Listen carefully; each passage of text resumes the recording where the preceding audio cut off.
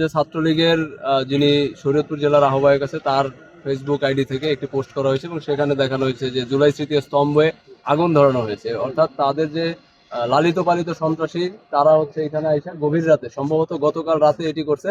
তো আমরা আসলে এটিকে আজকে সারাদিনেও খেয়াল করি নাই, দেখি নাই, তো মাত্র বিষয়টা জানতে পারলাম। তো এই বিষয়টি আসলে স্বাভাবিক। আপনি যখন ধরেন একটি দেশের রানিং ক্ষমতায় থাকা একটি দলকে এটা অভ্যুত্থানের মাধ্যমে দেশ থেকে তাড়িয়ে দিবেন, তাদের মধ্যে ক্ষোভ থাকবে, এটা বাস্তবতা।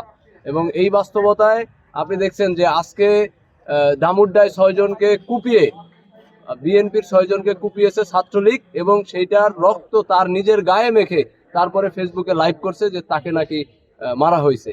এখন এটা ঘটনা শুধুমাত্র এই যে ছোট্ট একটা ঘটনা এটা না, এরকম আরো বহু ঘটনা সামনে ঘটবে। অর্থাৎ আপনি ইলেকশনের সময় দেখেন, আমরা বিগত সময়ে যাদেরকে দেখছি যে নৌকার এজেন্ট ছিল বিভিন্ন কেন্দ্রে, তারা এই বছর আইসা আবার ধানের শীষের এজেন্ট। তাহলে আপনি এই যে এইভাবে আপনি আস্তে আস্তে তাদেরকে প্রশ্রয় দিচ্ছেন, আশ্রয় দিচ্ছেন, যারা লাঠি সোটা নিয়ে মোড়ে মোড়ে হামলা করছে, ঘুরে বেড়াইছে, ঠিক আছে, রাজনীতি করতে দেন এই বাংলাদেশে কোনো রাজনৈতিক দলকে, তো তাদেরকে আপনি আশ্রয় প্রশ্রয় দিচ্ছেন। তাইলে তো এইভাবে হবে। আবার দেখেন একজন অপরাধীকে যদি গ্রেফতার করা হয়, তখন দেখলাম যে ছাত্রদল, বিএনপি ও মুক্তমুখ সবাই থানা ঘেরাও করে তাদেরকে ছাড়াই আনার জন্য। বিভিন্ন সময় সমন্বয়কদেরকেও দেখছি যে এই ছাত্রলীগের ছেলেপেলেদেরকে গ্রেফতার করলে তারা যায় ছাড়াই আনে। তো জুলাই তো আসলে শুধুমাত্র সমন্বয়ক, এনসিপি কিংবা বৈষম্য বিরোধী ছাত্র আন্দোলনের একার না। জুলাই বাংলাদেশের আপামর সকল জনগণের, সকল জনগণ নামছে বলেই জুলাই হয়েছে, নইলে হইতো না।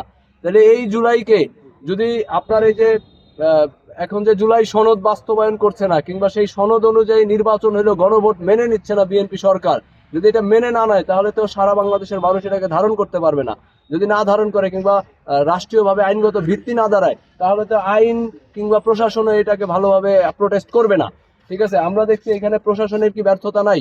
এরকম একটা জনগুরুত্বপূর্ণ জায়গায়, যেখানে আপনার 52 ভাষা শহীদদের যেই স্মৃতিস্তম্ভ অর্থাৎ শহীদ মিনার রয়েছে, সেটির পাশে এই স্তম্ভ, এখানে আইসা হুট করে আগুন লাগাই দিয়ে চলে গেল। এটা তো একদিনের বিষয় না। গোয়েন্দা সংস্থাগুলো কি করে? এত এত গোয়েন্দা সংস্থা, আপনার এটা কাজ কি এদের? ঠিক আছে, সুতরাং আজকে এইটা ঘটছে, কালকে আরেকটা ঘটবে। আজকে 6 জনকে কোপাইছে, কালকে আরো 10 জনকে কোপাইবে, এবং তারাই আবার ন্যারেটিভ দাঁড় করাইবে আমরা কাউকে ধরায় দিতে গেলে যে এই যে এরা মফ করে, এটা এই যে ধরায় দিচ্ছে।